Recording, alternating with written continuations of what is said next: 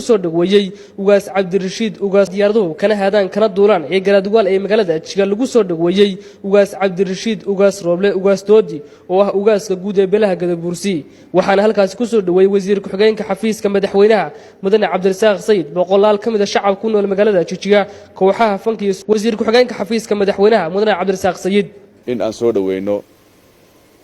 garoonkana aan ka soo qaadno ugaaskeena qaaliga ahaa ugaas Cabdirashiid oo in muddo ahaba socdaal ugu maqnaa magaalada Addis Ababa dana khaas ahaan ugu maqnaa soo dhaweyntiisu anaga maanta waxay noo kordhinaysaa sharaf iyo wanaag ayay noo soo kordhinaysaa ugaaskana waxaan leenahay ugaas ku soo dhawow dadkii iyo deegaankii aad u ahayd hoggaanka dhaqanka ee ugaaska aad u ahayd oo ahaa magaalada Jigjiga iyo dadka ku noolba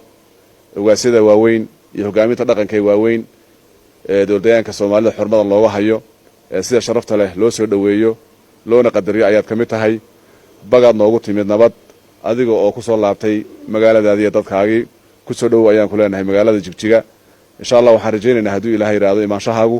inuu wax badan oo tarahayo danaha wadanka iyo talooyinka wadankana in fikirkaaga iyo aqligaaga loo baahan yahay geesta kale waxa halkaas ka hadlay ugaas Cabdirashiid ugaas Rooble ugaas Doodi oo Xuseen muddooyinkii ugu dambeeyay safar shaqo ugu maqnaa magaalada Addis Ababa ee xarunta dalka Itoobiya aad iyo aad baad u mahadsantahay wasiir waan ku faraxsanahay dhammaan inta dadweynaha iyo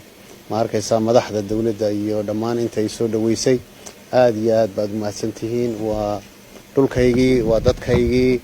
inaan u imaado mar walba hawlaha kullay waxaan ku maqnaa ummadeena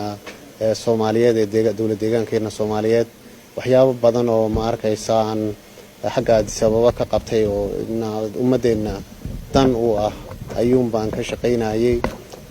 shirar badan iyo hawlo badan aan ka qayb galay marka wixii ummadeena anfacayo un baan u joogay halka imankana dawladeena madaxweynaha dawladeena ayaa aan wada kulmi doonaa oo haddii Ilaahay yiraahdo wax khayr la baan rajaynaynaa dadkeena oo nabada ayay Ilaahay keenay dhulkeena oo nabada marka insha Allah kullay wada shaqayn buuxda ayuun baan rajaynaynaa in wax walba aan wada jirku wada shaqayno ummadeena Soomaaliyeed dawladeena iyo dadkeena iyo shacabkeena baan ugu yimiday